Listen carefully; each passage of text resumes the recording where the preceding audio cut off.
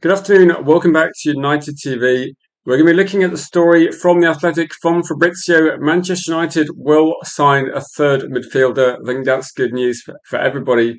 And they're looking for specific criteria. And it's something I think that we covered this last night on the channel. When people are looking at it and going, right, okay, you've got Santos, you've got Tielemans. What do Manchester United need? I think personally, I'd say you need someone that's going to be a runner, someone that's going to be able to cover distance, a physical presence in midfield. And it seems that, according to David Ornstein, this is exactly what Man United want from a third midfielder. They want a more defensive-minded midfielder. I'm looking at the transfers that have been done over the summer, and the player that I really wanted was Elliot Anderson. Someone that is going to be working for the whole match to win the ball back, win back possession. Maybe someone that's actually better off the ball than on the ball. I'm not saying that necessarily that is Anderson's profile, but I'm saying for Manchester United, we got someone like Tielemans, good in possession, Kobe Mainoo, very good in possession.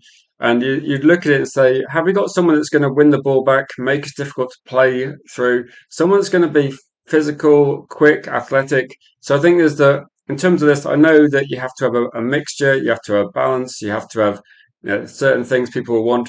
But according to The Athletic and according to like Ornstein as well, it looks like this might not be the actual list because journalists have been. This is one window where journalists have been struggling to actually predict and to guess which players Man United will end up signing. But this has been put out as being a short list, and there's a lot of names on here which we hear regularly. Sanderberg is back in there. I think with BALEBA, did he ever go away? He kind of got pushed to the back burner. Alex Scott, NMECHA. I would say that maybe on recent stories, you probably have to put Kone in there as well. Like Manu Kone, good performances in the World Cup. One thing I'm not doing is I'm not putting too many in there. Andy Mitten's putting too many in the mix. At the moment, I'm going to be saying, look, I don't think that's going to happen, so I don't want to put that in there. But this is going to be potentially where the next signing comes from. Again, it could be that Man United work behind the scenes and we don't hear too much about it, which even if we sign one of these players, I think that would be the case. So I don't know if we're going to see something. I mean, are we going to see something a bit like Tielemans? Are we going to be sat here and suddenly we're going to hear, right, Man United very advanced, and then here we go shortly after? It could be like that. It could be something that happens. And considering what's happened over the last few days, I'm actually thinking we're going to find out relatively quickly. So this could be one of those situations where Manchester United fans, if you're a bit impatient, we had very rapid turnover from Edison to Tielemans. We got pretty rapid between finding out that we were interested in Santos and actually getting the deal done. Felt like about 2 days. That was pretty quick as well. Tielemans announced yesterday the medical already done. So are we going to be looking at suddenly moving for these? Which does make me think, like, believe it, Alex Scott, we've heard these stories like for so long. Is this going to be genuinely where Man United goes? Or is there going to be one more surprise in the midfield story? There could well be a surprise. So I'll go for a few of your comments. And this is like coming from The Athletic. So if I'm going to put the list together, I'm putting Boadi in there as number one. But this is the list that The Athletic have put together saying they think it's where it's going to be. Again, a bit of guesswork. There's a lot of stories about Boadi, which I don't like because they're saying that Man City are determined to get him. They're pushing forward with that deal. So we'll have to see because that sounds exactly like we saw with the Eddie Anderson just before that happened. So I think like the Semenyo deal as well, it feels a bit like that sort of story. So it does look like Baradi will be a City player, as disappointing as that is, which is like probably my two favourite targets going there. So we're going to have to see regarding that one. Interesting stat saying Scott's distance covered per game at 10.8 kilometres. I don't have stats for the other players, so if anyone has any information regarding that, then that would be interesting to see. I think one of the things is not necessarily how much distance you're covering, because a lot of players will cover distance. I think it's probably like how many sprints you can make, all these sort of other metrics as well, all these kind of like things in terms of sprint time, recovery time, amount of tackles put in. And I think some of these players you'd probably say defensively, BALEBA stacks up like BALEBA is pretty good. So before we go into this, let me go through a few of the comments and welcome people to the stream. So welcome Andy, Danny B, good to see you. Bilal, Robles United, Real, Berber, Pundit Coyote, a lot of legends in the chat today, and Tabassus as well. Trying to think anybody else I've missed out. And yeah, let me know what you're thinking in terms of, is this going to be where we're going? Big up to you, D-Hex. Thank you for, I don't know if you already had that comment in there, but this is an interesting one. Ryan says, I like Sander Berge. If we got him and another, I'd be happy. If we got Sander Berge, I mean, he's not that expensive. So could we end up with four? I mean, it would be a bit surprising, but this window is at least unpredictable. And say ground covering metrics for Belieber Scott, say Belieber's decent top speed, and say sprints per 90, say 20 distance covered. Again, I suppose it depends on how the teams are playing, but I think most people now are covering a decent distance. And say Scott's top speed, pretty similar. Sprints, pretty similar. In terms of like these players, because I'm a bit more aware of what the midfield, what midfielders in the Premier League are capable of. I think Alex Scott and Belieber feel like the more likely signings. I think from a fan perspective, I'd probably be going for, I don't know, maybe it's a tough one. I would say if Belieber had a better season, I think he would have been most. I think at the moment, I've got a poll in the chat for people to vote. I don't know where my voice is suddenly going. I'll be saving it for tomorrow for shouting at the TV. At the moment, there's a poll running in the chat. So vote for who you want to sign. Who do you think is the best option?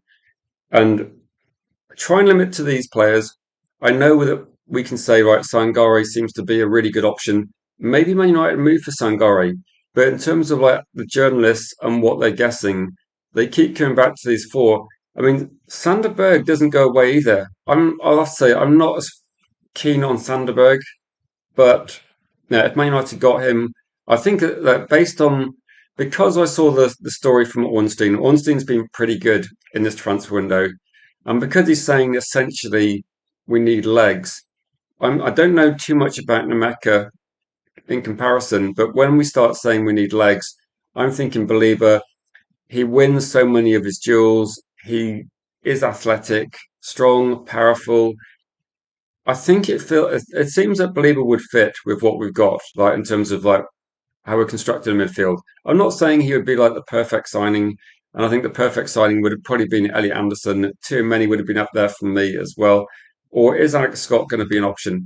When I saw the story this morning, and you're looking at, I think the comparison is going to be how much do these players cost for a start. So Sander Berge, I saw this is the price tag that can't remember who put it on there, whether it was the Athletic or somebody else. It may have been the Athletic.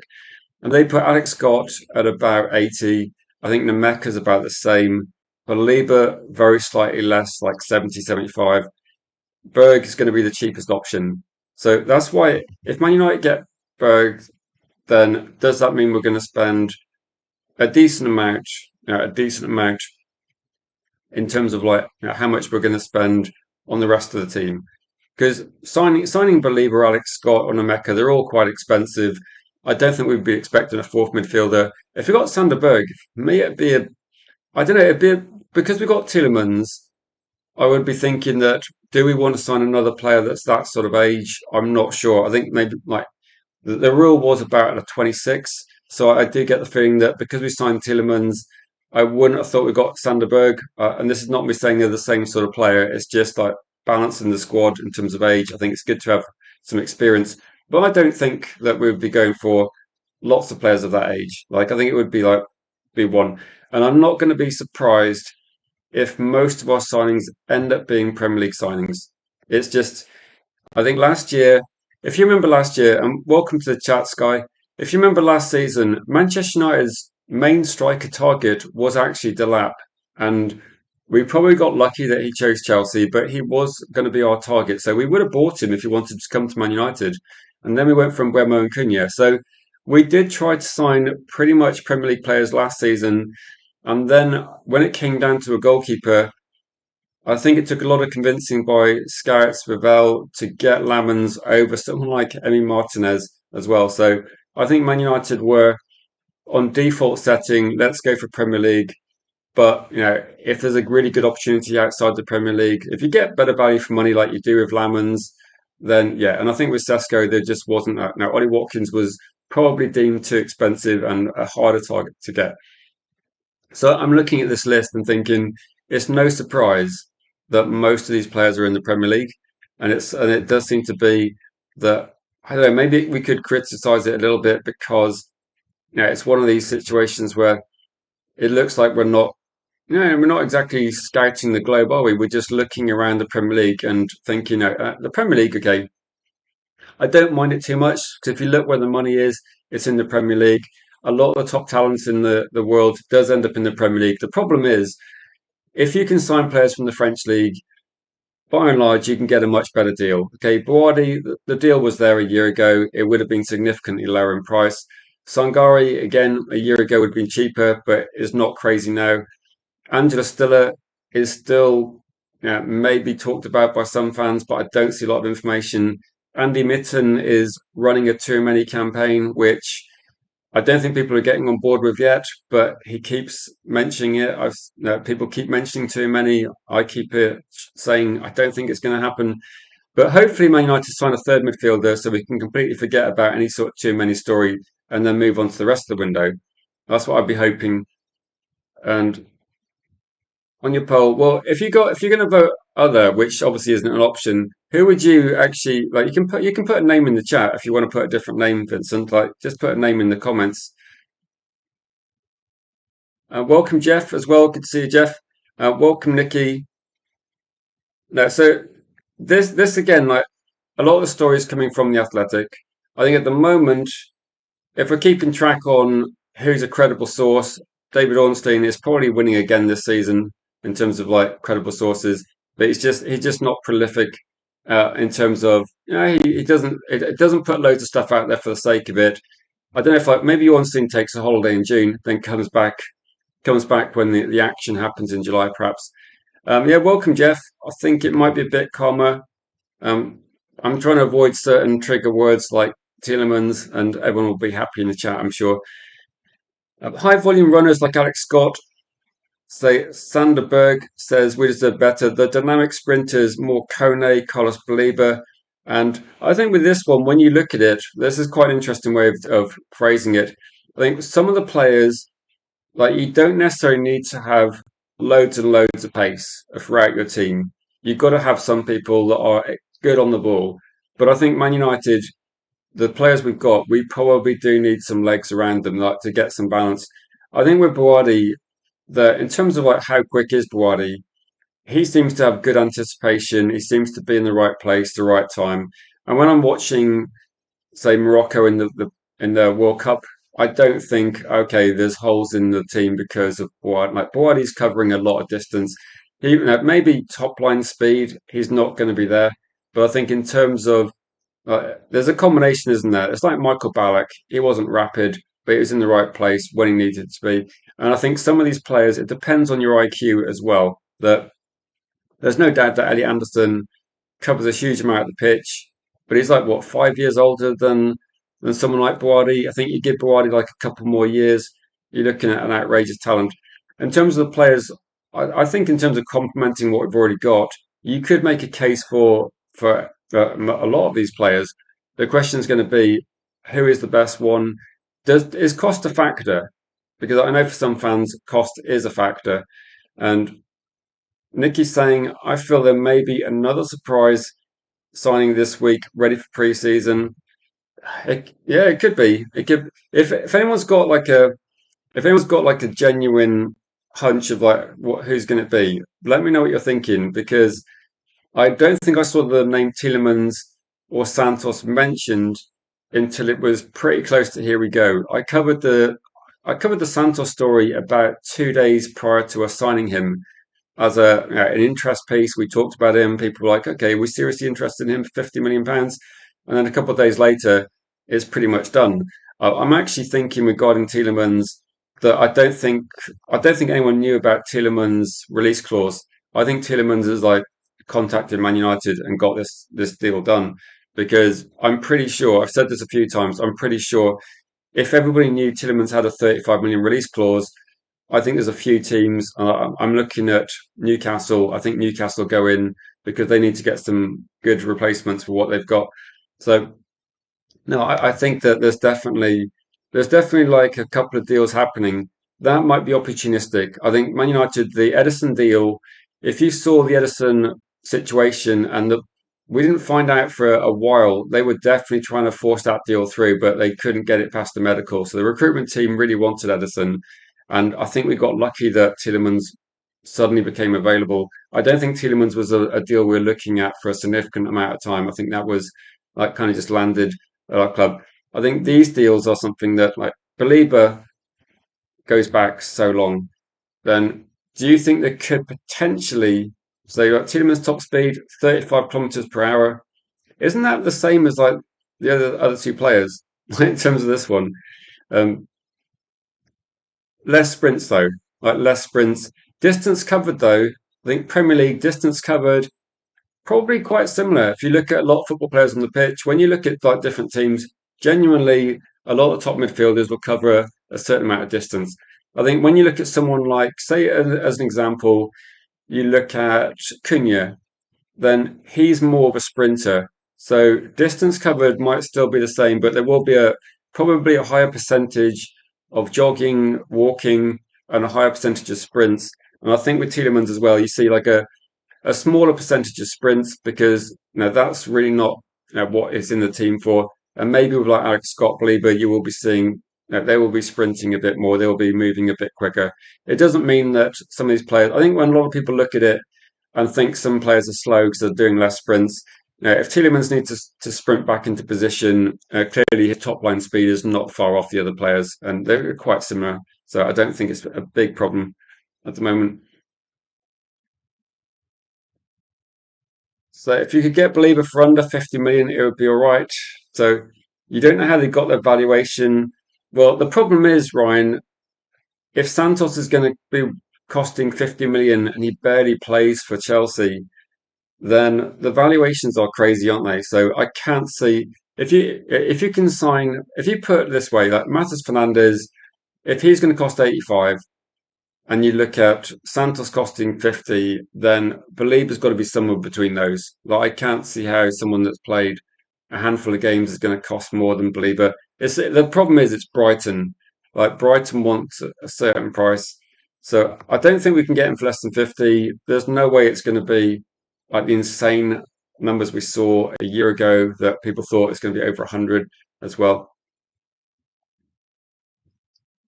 Joe said, "Yeah, how did he get on in the World Cup? Because honestly, I can't remember. I can't remember how he was doing. So I think whenever I saw Germany, they weren't playing particularly great as a team. I didn't see a lot of their matches. There was just too many matches. So also, if you're Brighton and you see Alex Scott cost an 80, you see Fernandez cost an 85, you see NMECHA's 80. I think Belieber's going to be similar sort of money. But I'm not saying he's worth it. I'm just saying that it's going to cost the same. Like there's no, I don't, Brighton are not going to be reducing the price, are they? It's not going to be going down. And Eddie Anderson, the price, and Tonali, like no one's going down in price. And I don't know if there's any actual evidence of how much do Brighton want? Is there any actually stories of this one? I say fans so making out on socials that Tielemans was slow, couldn't move yet as fast as the other two, who apparently have all the legs. I know. And when you watch games, and people will say, "Oh, this player's really slow." The only problem you usually see is if a team's like quite high, gets caught out of possession, and you see like, let's put it this way: is there any centre back that's particularly rapid? Like you have Van Dijk, you have Ruben Diaz, you got John Stones, you got I'm trying to think Harry Maguire. All these centre backs. If somebody's running at them with pace, if they're facing Dembele, they're all cooked by Dembele. It's not remotely close, is it? But the thing is that you just have to avoid that sort of thing happening. So I don't think there's going to be like too much difference between a lot of these players.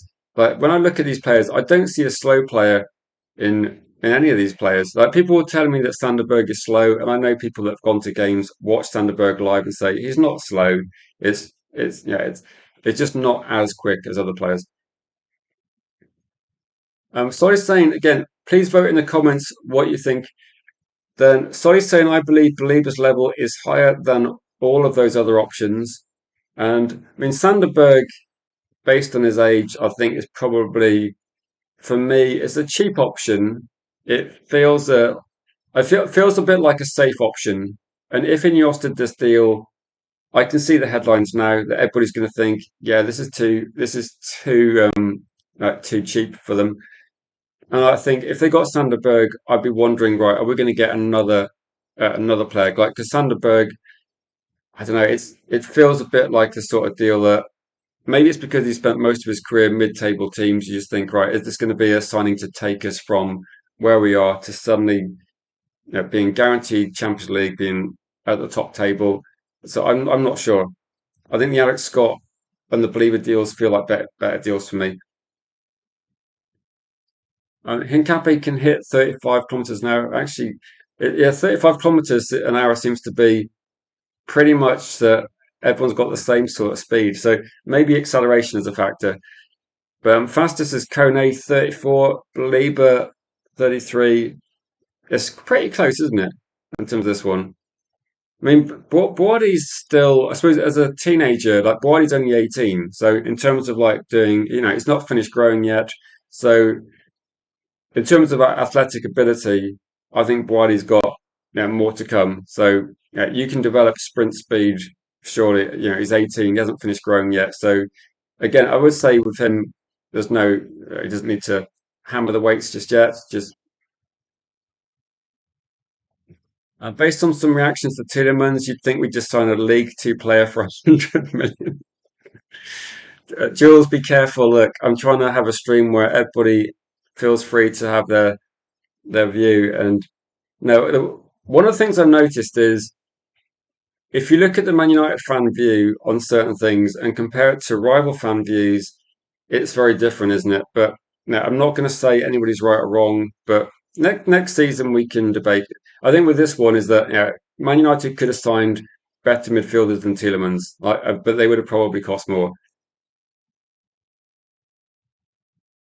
Jan saying Scott does have the English passport. That is why we're going for him. We need more English players. I think there's definitely a factor in that. I think there's definitely a push towards going for more English players as well. And I I think you're right, Yoli. Like there's no way of spinning this, is there? I think Man United are looking for more English players. We've seen that we've seen Man City sign English centre back recently. We've seen them sign probably the most sought after English midfielder for a few years. And maybe Alex Scott is the next player that we might be looking at. I don't really, I think with United, clearly we need to try and get this window right. I mean, Sanderberg, I know people like him. I'm not sure regarding that one. So there were reports that their intent was to lower cost midfields and a marquee cost signing.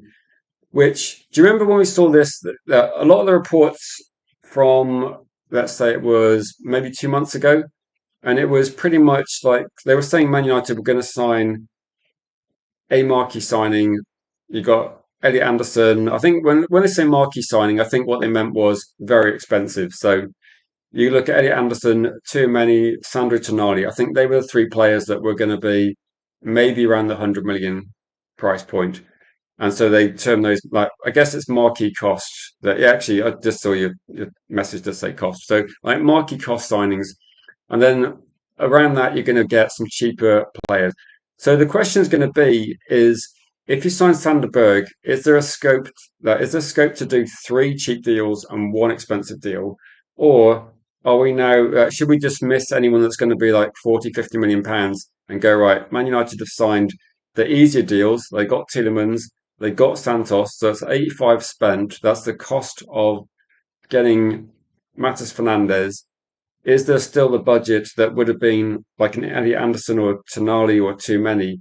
Because we have to say too many's off the table, don't we? Like we have to say that. So is the money that we would have spent there available? In which case, Alex Scott, NMECHA, BALEBA, they're all very affordable if you consider that's the budget. The question is going to be what would be the best deal out of this one? And is Angela Stiller still, what's the word? Is Angela Stiller still like on the list? I'll say that. That's a bit of a tongue twister. Can Scott get back and recover the ball like Belieber? I think when I looked at this, I was looking at some comparison charts and looking at the comparison charts, then Belieber's going to be the best in duels. Like this is the Alex Scott versus Belieber. Belieber's going to be the best in duels. Belieber is better ball recovery, but Alex Scott is actually not far behind. And it might indicate how they're playing in their teams. Whereas when it comes to like passing forward and other more aggressive sort of things, Belieber hasn't really done that much this season, but he did do a bit more last season. But Alex Scott, you would say, based on what if I was going to say what we saw last season, and you look at ball recoveries, dual winning, you'd probably put Belieber as the best one. If you look at potential, then I think you can probably say that Belieber's got a lot of potential. And I get the feeling that Man United were quite serious last year. And I don't know at the moment whether some of the things that happened between now and then that Alex Scott might be favourite. I think if Alex Scott was £60 million, I think he'd probably already have gone by now. Someone would have bought him. I think when you start looking at £80 million, it gets difficult. I mean, I do not know. Just a quick question, just put a number in the chat. How much do you think Belieber will actually cost if Man United try and buy him? We've seen 85 for Fernandez, who is a good player, but West Ham got relegated. We've seen over 100 for Anderson. Tonali went for 100 in the end. And Alex Scott is now priced at 80. Like, is Belieber going to cost 80? I know when people say, let's get Belieber, he's going to cost blah, blah, blah, this price. He's not going to suddenly be cheaper. I think it's going to be quite expensive. Welcome to the chat, Randy. 85 plus add-ons. So you're going for, wow, 90 plus add-ons, 70 plus add-ons. So I think the general consensus is he's going to be really expensive. So I agree. I don't think he's going to be less than, he's not going to be less than 60. I think he's going to be, like the Masters Flanders deal, if anything, has probably pushed a lot of price expectations up. The good thing is, like people are pointing out, the good thing is if you compare, if you look at the deal in its entirety in terms of like salary demands, etc., then his wages are super low, says Cody, and so you think he's a done deal? Like you're saying, you think he's already there? And I would say if you're looking at some of the deals, do you remember the Edison deal? Like when we're looking at Edison, his salary was going to be very low. I'm not sure what Tielemans is supposed to be reportedly on. If anyone can remember what the Tielemans salary is supposed to be, but from what I saw, it was it about 200k a week, something like that for Tielemans. And I think when you're looking at it, like that Belieber would come in on like a low salary, and I would be thinking that Belieber would come in at a salary probably below Curry Mainu, like it's got a bit less experience. And it feels a bit like an Ineos signing, doesn't it? It feels like the signing we've been doing recently. A wage demand wouldn't be a problem. I don't know if there's anybody actually also interested in Belieber, but because Belieber, for all accounts, wants to join Man United and prioritise the move to Man United, it does make me think it just feels like the next signing for me. If I'm going to guess now, I think Belieber might be the next signing.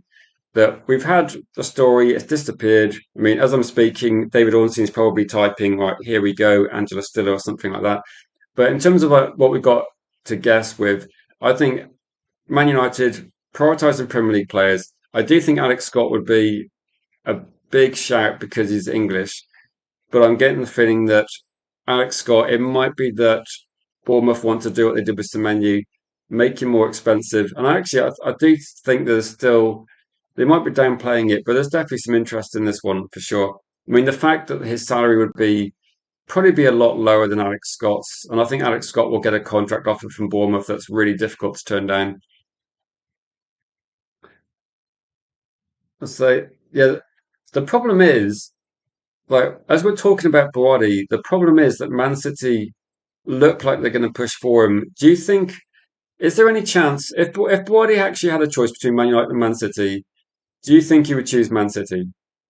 Oh, sorry, Man United. Or do you think bit of a Freudian slip there? I think he would have. I think he might be a City player. But do you think there's any chance Man United can get this deal done? I've not mentioned Ken. Was it Darlow? Ken Barlow? No, I did. I mentioned Darlow as our goalkeeper this morning, and to be honest, like we got Lamans, so backup goalkeeper is backup goalkeeper. I kind of lost track who was the backup goalkeeper when we had Peter Schmeichel, so I don't worry too much about the backup goalkeeper. I think we're apparently we might be getting another one as well. Big up to you, Jeff. Thank you for the super chat, and have a great day. So thanks for coming down the chat this afternoon. We're all in this together. No, honestly, Man United fans, that everybody's got different views, but I think that I, if Man United signed three midfielders, I think it's what we all wanted. We're probably just arguing over or debating over which were the better options. I think it gives Carrick hopefully enough to try and get good performances out of this team. Don't forget now, we've still got Bruno Fernandes, we've still got the quality up front, and maybe this clicks and works better than we thought as well. Don't forget now, all these players are an upgrade on Nagate and Toby Collier, and hopefully we can get a third midfielder that changes our mind. Now, big up to you, Jeff. Enjoy your day as well. Hope it's nice where you are. And if people, if you're watching the football later, Jeff, enjoy that match as well.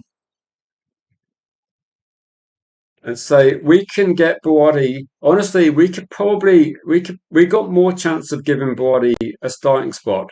The interesting thing might be when you have someone like Santos who decides to move from Chelsea because he's not getting many games, and you see like Mathis Flanders took the money. I mean, Mathis Flanders took the money, so there's different approaches. And I think with Delap, like Delap took the money. Sesko thought about his career, delayed a move, and what you're looking at with Buwadi is like, what's Buwadi going to do? Like at the moment, he's playing in a decent team. He's going to get loads of first team minutes. He's playing for Morocco, gets to play in the Champions League. It's all good. Does he want to go to Man City and potentially have an issue where he doesn't play many games? At the moment, Man United are doing quite an aggressive rebuild, so it's difficult to see how our midfield is going to shape up.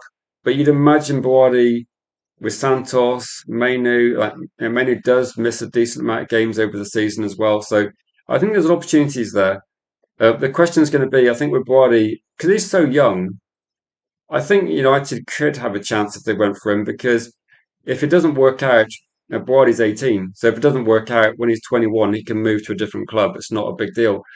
But I don't know. Surely, if you're growing up in Morocco and you got Man United and Man City, you got to be looking at. Or was he born in? He might be actually. Was he born in France or Morocco? I can't remember now. I know he's represented France at most international levels until senior. But yeah, maybe we'd have to give him more money. One of the things I've heard about Buwadi is that he's very intelligent off the field. I think he's doing like a. I can't remember. Is he like studying some like maths degree or something? He's doing a lot of study, and I think he's someone that will be more thoughtful about his career and will make a decision based on what's best for his career rather than like short term bit of cash. So it would be interesting to see. I mean, at the moment, I think Man United are a bit passive in this, so I think he's going to go to City. That's my thoughts. And I think if United wanted him, they'd probably have to be, I don't know, a bit more aggressive. So fortunately with Tielemans, he was cheap. Do you know what the problem is? 3 years ago was probably the peak of Man United's really bad decisions. You got the Glazers spending huge money on players like you got Sancho, Anthony, Manana. So all these deals that came in around the sort of Ten Hag era, I think that's when we got Mason Mount, We didn't get Tielemans. All these deals we did a few years ago were terrible deals, and it's I think it's caused a bit of a problem for Man United's squad, and I think we're gradually trying to work through this as well. And welcome to chat, Neil. It says to replace Casemiro, Berg is better, cheaper in price compared to BALEBA. Santos, actually, yeah, it's both Santos, Mainu, Tielemans, similar profiles. I don't think Scott would be a good signing. So I think with this one, if you're looking for like a like for like replacement, then when it came to replacing Casemiro, it's really difficult, isn't it? Like who replaces Casemiro? And I think too many, and recently Kone seemed to be up there. They're like Alex Scott doesn't replace Casemiro. The issue is, do you think Man United want to replace Casemiro, or do you think Man United just want to play in a different way? So I think if you want to replace Casemiro, 100%, and it just seems to be like we've had this debate on the channel a few times. Is are Man United definitely going to be playing 4-2-3-1 next season? For the whole season? Is that part of the plan? Are Man United going to largely try and do what they did last season with different players? Is the idea going to be that the team sets up relatively similar, but instead of Casemiro, if he's missing a drop down to Agate, we're going to have better quality players in that position? Or are Man United going to maybe change things? Is there a chance that we know Wilcox likes a 4-3-3? Are Man United looking for slightly different midfield setup where they're not going to have a six, they're looking for more eights? So I think there's definitely, because we don't have the full picture, it feels like something's going to be a bit different next season.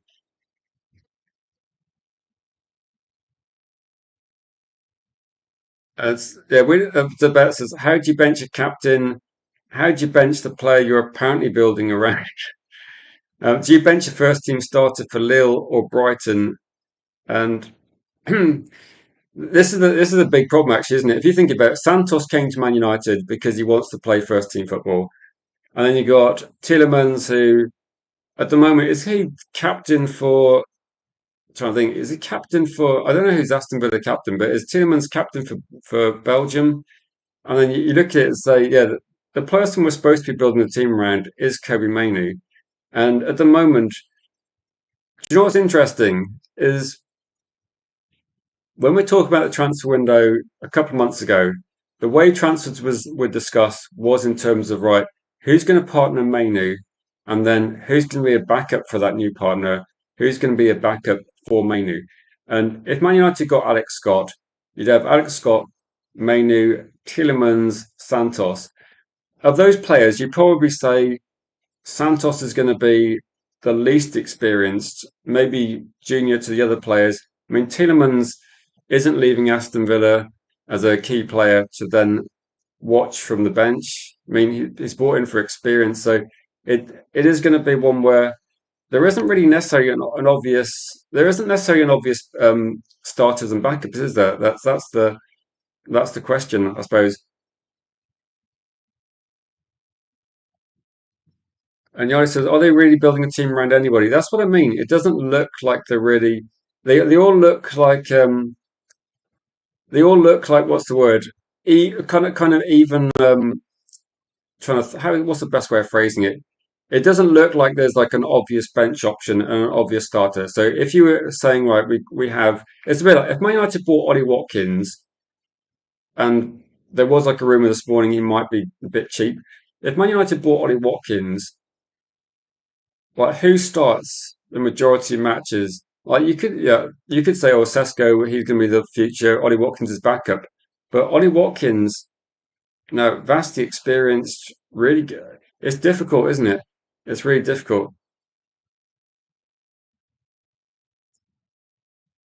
And you could argue that yeah, Belieber was getting benched a bit at Brighton. I think there might be reasons around that. Got an injury, so yeah, maybe that could be.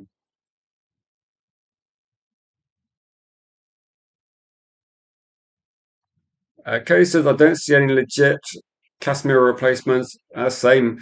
So I don't think the thing I've always said this though.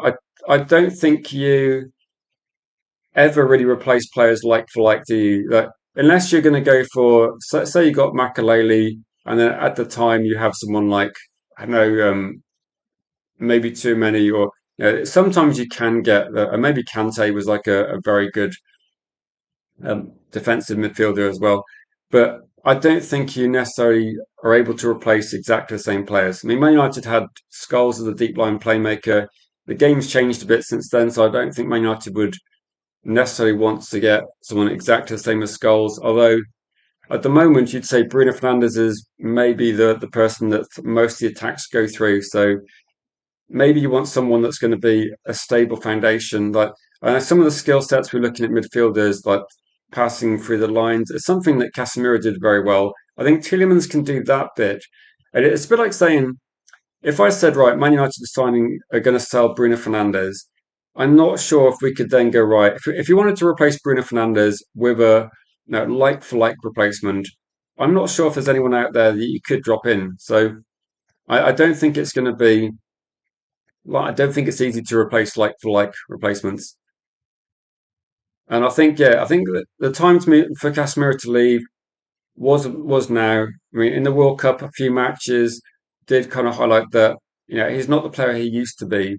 He's still good, but I think Man United need to try and sign somebody that's going to be more effective for more games. Like he wouldn't have been playing twice a week at the level we wanted to. And I think it's probably a good time. It's kind of forced Man United's hand to actually get deals. So I think if Casemiro wanted to stay, I'm sure Man United would have kept him a bit longer. But it's kind of forced Man United to act and to make a decision, which I think is a good thing. And we have to try and be proactive and move on as well. Almax says, just promise Brady whatever it takes to get him off from a starting position. I think the second part of that might definitely put him off. Oh, there's no way he wants a massage from Radcliffe. If Radcliffe promises never to give him a massage, that would be a better negotiating stance. But no, I don't know what his motivation is. That's the thing, isn't it? That I'm not sure what his motivation is. Welcome to the chat. And you're saying Carlos Belieber, 5 thumbs up for you. Now, Carlos Belieber does get a lot of, when a lot of people are looking at it, it's definitely one of these signings where a year ago on Red Devil United, I did a Belieber stream. It was probably one of the most popular streams I did. Fans were like crazy about, let's get him in. Like, which players are driving the ball forward, passing out of the drive, setting things up. And Belieber was a dynamic, exciting player then. He's not had a season as effective at Brighton, but Brighton have like made some changes, and there's other reasons for that. I'm just wondering whether when they have this thing like class and form and things. I still think that on the back of this, I think Ineos still have like a bit of an issue, and they still like the signing. And Andy says, didn't believe it have lost in his family. Took a while to get his head straight.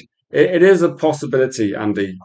I know that there's a lot of issues, and sometimes like in the media they don't take account of these sort of issues. But he's quite a young player, linked to Manchester United. Suddenly, out of nowhere, his profile was like skyrocketed, and it's going to put like a bit of a distraction. I think this in combination with, if you remember, he missed the preseason matches. At the time, I was saying, look, is he definitely going to be? Is he definitely going to be? What's the word? Was he? And I questioned at the time. I said, is he injured, or have they taken him out of the team because they're going to negotiate a deal with Manchester United? And as it seems that he had an injury. It seems a bit like they were managing minutes a little bit. So he was getting substituted, but I think it's one of these things where, you know, Brighton do have a bit of a track record with players that do pick up injuries. So I think people were a bit scared about that. Solly says Bleed was misreported to have attitude problems and did not down tools like everyone understood. No, I think a lot of people thought he was not playing as well. But when you look at it in terms of like how people are rating players, it wasn't a massive drop off. It just wasn't as good as before. And I think sometimes, if you're looking at Belieber, you have an exceptional season. A lot of younger players. It's not exactly rare, is it, for a player to have a really good season? Then next season, it's not quite as good. I think Kobe Manu had something similar, where Kobe Manu had an amazing debut season. The next season, it was a combination of probably injuries and then not getting a run in the team as much. affects you a bit. So, and again, Brighton. The fact that Brighton don't have the biggest squad, so he's playing most games as well. But if Belieber signed for Man United, I think there's enough there for people to get a bit to be positive that this deal could work out. I mean, at least now we know that our medicals are thorough, and if there is an issue, we will be we will be looking at things as well. So I think the reason why I think there's still a credible chance until I hear otherwise is because Belieber seems to be desperate to want to join Man United, and I think that's something that no, I know people say that will mock like Ineos, and again, I'm not Ineos' biggest fan, but I think from a football fan perspective, when you see Cunha wanting to play for Man United, and you see like I read something yesterday that Tillemans had always wanted to play for Man United, so he said he should have been very vocal 3 years ago when he was free. I think this one, but no, Believer wants to join Man United as well, which is a key factor, and it maybe that could put the price down a little bit. So it could put the price down a bit. You never know. You never know. One thing's for sure is my main hope has always been Boadi. There's no way we're going to get Believer and Boadi. That's just not going to be possible. I'm sorry saying that all the legends in the game have had misfiring seasons. I remember people questioning Ryan Giggs a certain couple of years, and it's every player gets criticism, but then people forget about it. Um, Randy says Belieber was made for Manchester United. Are we getting a bit more positive in the chat regarding Belieber? That until recently, I think a lot of people were not very happy. Are we looking? Do you think Belieber now works with what we got in front of him, or is it the best option out of these? Is there any shouts for Alex Scott? Like Alex Scott has been potentially spoken about as being Man United's next pivot if we don't get the other signings. Like, is there a move to get Alex Scott building? That's something that I think as soon as Matheus Fernandes is off the table, Alex Scott kind of expectation hype kind of rose, and people started thinking maybe that's going to be the next deal. I'm still a bit open minded regarding that one.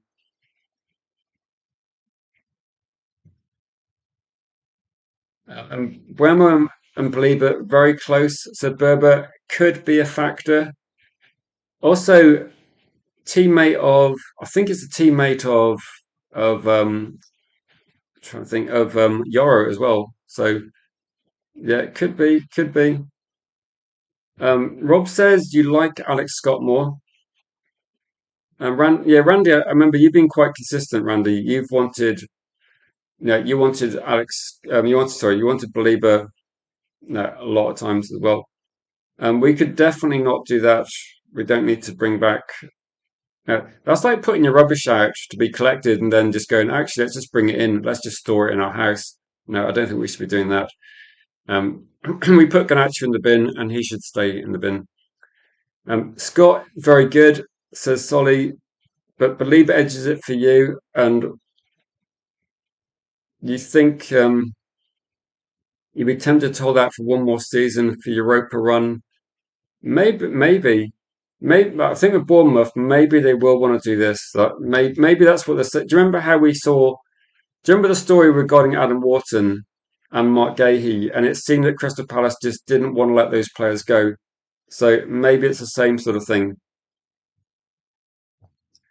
So, and Wizard Better says, this is where I want to see Ineos earn their money. Let's steal a player from under City's nose for once. Otherwise, we'll continue to end up second best in every sense and in our place. Then, if that happens, then I would be. We've already released him. We need to forget him. Forget him. No, I think with that one, if Man United did get Boadi, that would probably be the story of the transfer window. I mean, my other question is, where the hell is City getting? We know City's finances, but where are they getting this money from? Like City, it's ridiculous, isn't it? So let me look at the poll and see what people are thinking in the vote. So at the moment, it looks like Belieber's winning. So we've done the poll for quite a long time. So let me close that and see what the order was regarding that one. So interesting. So best option, NMECHA Yeah, to be honest, NMECHA is my least favorite option. Sanderberg only got 15% as well, so not a popular option. And Alex got 24%. I'm actually a bit surprised that, not that Belieber won, but I'm surprised by the margin of victory here. So Belieber got over 50% of the votes, and that's quite an interesting one. So it looks like, in terms of like a snapshot of fans watching United TV, that most people will go for Belieber. I would probably be, I'd be picking between Belieber and Scott, and I'd probably have a different view each day depending on what I'm thinking. I think because Man United have got Tielemans and Santos, I might be looking at it and thinking, if we do need athleticism, I think, to be honest, I don't think there's a massive difference between those two players. If you're looking at someone that wants to win the ball back, there isn't a massive difference. I think the only thing you got is Alex Scott had a slightly better had a better season last season. But what he had a better, sorry, Belieber had a better season the year before. Who's got the highest ceiling? Belieber's slightly younger. It's difficult to call. I mean, both players can make massive improvements, so it's a tricky one, isn't it? And I'm like saying, don't we have a good relationship with Lille? We bought Euro off them. You'd have thought so.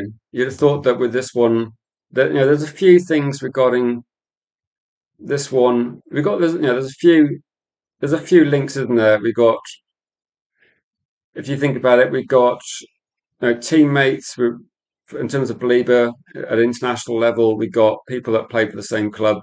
We should have a good relationship with Lille. So maybe we can use that to swing the other deal as well. I don't know.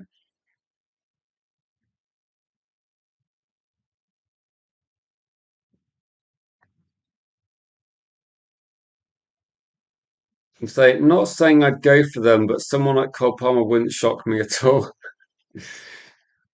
This would be genuine surprise, wouldn't it? Like Cole Palmer,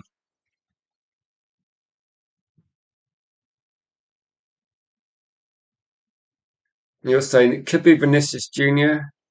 Somebody, I've seen talk that is Vinicius Junior got what's the word? Is there something in his contract that makes people think he might be on the way out? Like, and surely his wage, surely it's going to be ridiculous, isn't it? Can Scott leave Bournemouth if he chooses, or is Bournemouth in control? Says Nicky. Well, he's got 2 years left on his contract, I believe. So like to 2028. Bournemouth are putting the contract offers on the table. Alex Scott is not signing an extension. So at the moment, I guess until Alex Scott signs a contract, he's kind of got a bit more power. So I think Bournemouth would be making it. It's exactly the same situation as Semenyo, where Semenyo signed a 5-year contract, didn't he, in the summer and then moved in the January. So maybe with Bournemouth, they want to at least get him. Maybe what they're looking at is trying to get Alex Scott to sign an extension and then put a release clause in, and then maybe with Semenyo, maybe that's the motivation. Like Semenyo was a machine at the start of the season, and then those performances pretty much got him his Man City move.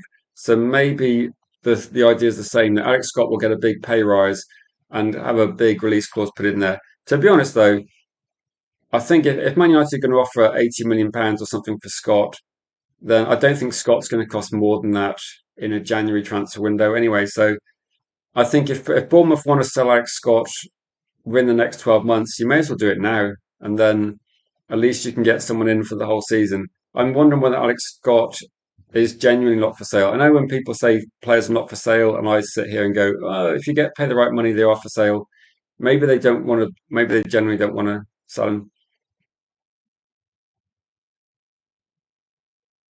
Yeah, I won't say too much about that one, Bilal, but hopefully,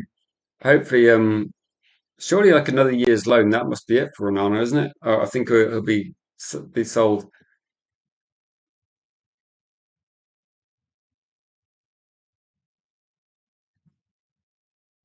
So at the end of the window, I think Ineos ambition will be reassessed. Yeah, I mean, when people put the name Vinicius Junior, etc., I would say, look, just forget the hype about certain Real Madrid players.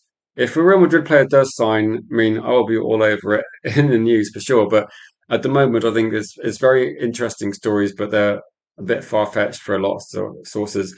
I would be looking at this saying that, yeah, no, as soon as the transfer window finishes, then that's when you can do a stream and have a conversation, and I can do a call-in show and go, right, let's assess the transfer window.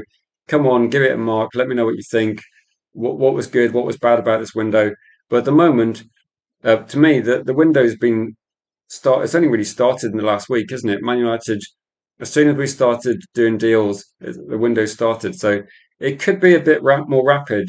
If we did get something in the next couple of days, which I wouldn't be surprised about, given what some of the news that's coming out. If Man United did get something in the next couple of days, maybe that's an indication we're going to be doing a few more deals than I think we thought. Welcome to chat, Greg. Good to see you. So Whitwell does not think we're looking at BALEBA, and if we are looking at BALEBA, it's a deadline deal. Why does it have to be a deadline deal? Like, why do the deals have to be done on the deadline day? Can't Man United do them a little bit earlier than this one?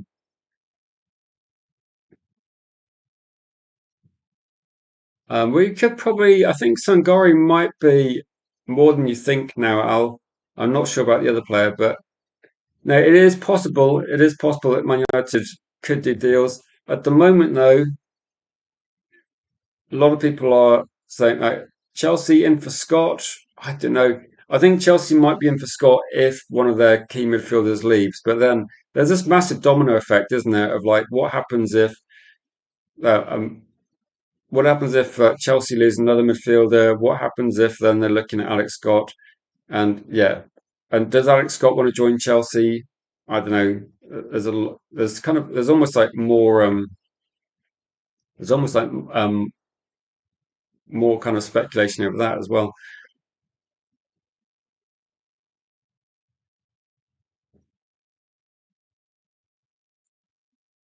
Yeah, just reading your comment, Isabella, do you think there's just that there probably is like a lot of manipulation over what stories are being pushed out there? Bilal says regarding this one, you'll see a different believer next season, says Bilal. Um, Liverpool sniffing around Boadi as well as City. That's pretty annoying, to be honest. So you'd rather get Saar from Crystal Palace than the believer.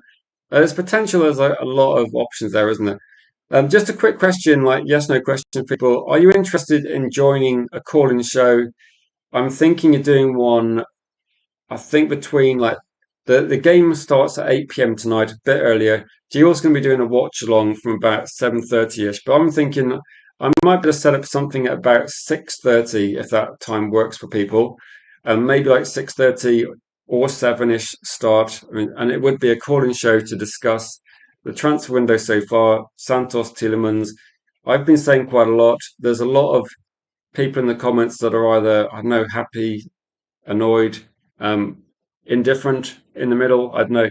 I think there's a lot of expectation regarding this one, but if you can make it, it would be like reasonably short. So it would be maybe like a 45-minute stream if I start at 7, or maybe like an hour if I start at 6:30, something like that. But if people are interested in coming on, having their say, just like a quick, just come on, let me know what you think about the Tielemans signing. So I know people can write in the comments, but it's not quite the same as having a platform to say what you think. Talk about Tielemans, talk about Santos. Who do you want as a third midfielder? What do you want for the rest of the window? That sort of format. If people are interested, then I can set that up. I might actually set that up anyway, just to do something along those lines as well. And don't forget, like Nikki said, don't forget to hit the likes and subscribe as well.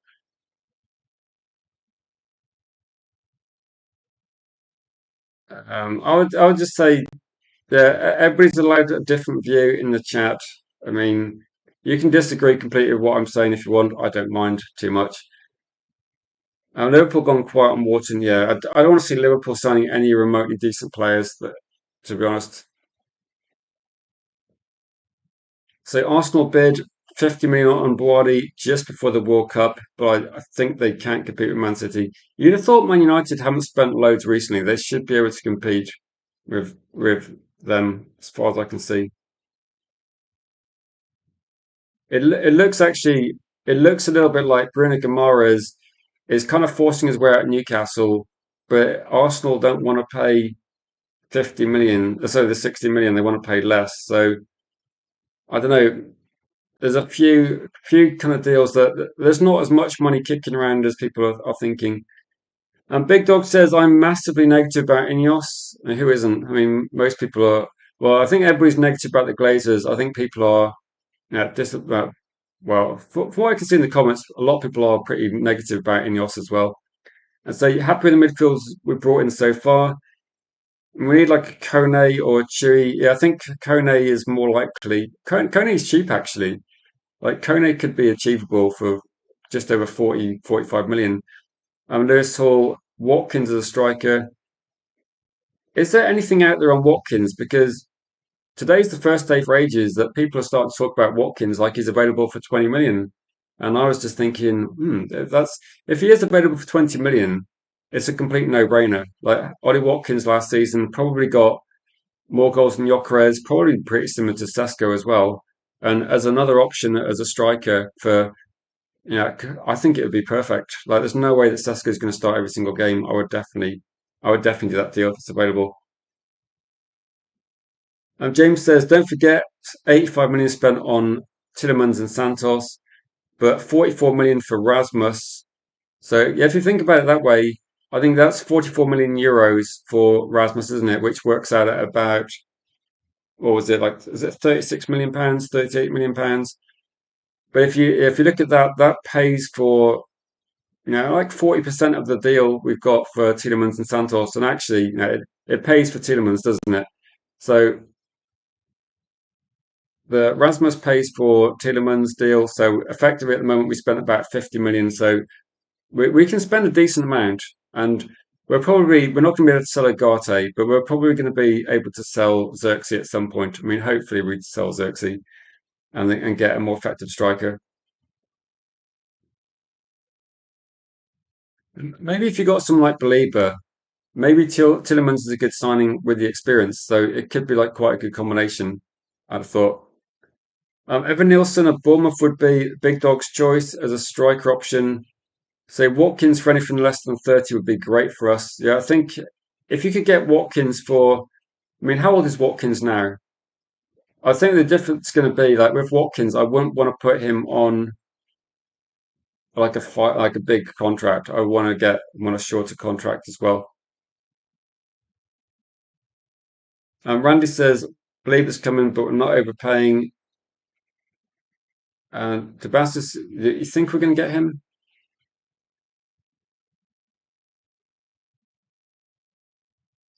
Yeah, Solly. Also, I'm on camera. Or actually, you can check the videos from a couple of weeks ago.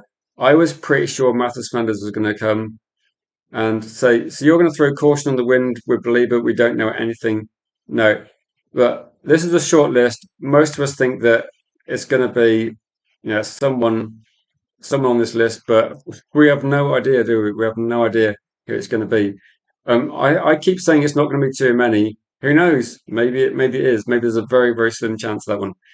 But anyway, guys, I'm going to be heading off now. I'll try and set up something for 6:30, 7 o'clock start. If just put a yes if you want to come on, just so I can gauge if there's people that are interested in that one as well.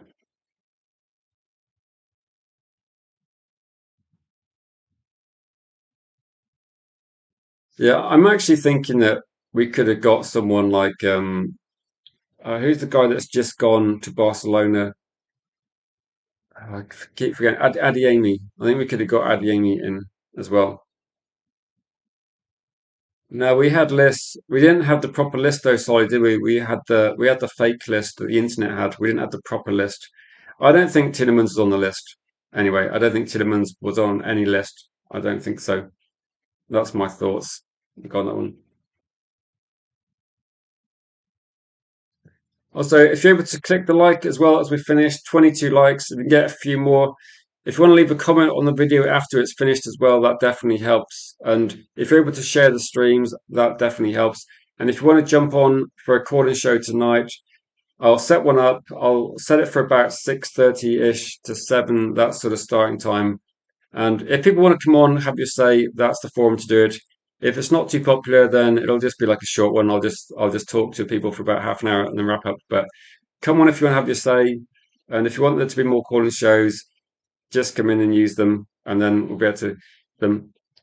Be able to you, Tommy, just about to finish. But yeah, apparently Tielemans had his medical uh, and signed his contract within like 24 hours. So yeah, I think Ornstein dropped the. I think Ornstein said it this morning on something that. Yeah, a day ago we're talking about Tielemans. Here we go. Medical was done rapidly and contract signed. I think they're just waiting to announce it. So rapid, rapid. So this is why if any sort of medical happens and we don't hear things, I think that's why we're suspicious about the Edison deal as well. No, exactly. No one had Tielemans on their bingo card, but no.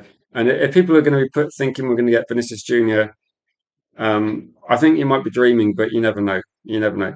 Thank you, Randy. Appreciate that. You're welcome, Tommy. You're welcome. Always good to see you in the chat, Rand.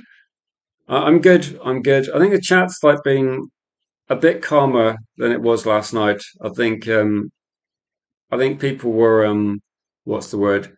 I think people just get angry that Man United haven't won the Premier League for so long, and like sometimes people hit the wall at different times. But yeah, we're getting deals in. Maybe the third and fourth deal are deals that make fans change their views. But we will see. We will see. If people are interested, about 4.5 hours for the call-in show, we'll do a quick one of those and see what people have to say. And then there'll be a watch long for G Wolf, Spain versus France. Maybe an opportunity to see Kone again. Maybe an opportunity to see the player that got away in too many, who never wanted to come. But it should be a good one. I think whoever wins that is probably going to be favourites for the competition, but we'll see. Not much left to go in the World Cup now. But thank everybody for watching. Appreciate you guys in the chat. Also, a big thanks to Jeff for the super chat earlier. Thank you for everyone that supports the channel as moderators and viewers and channel members as well. You legends are appreciated, and it makes the streams a lot more fun as well.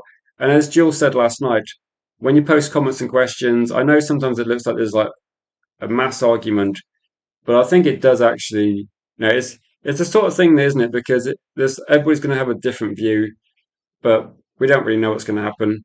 So cheers, you guys, and we will catch you in the next one.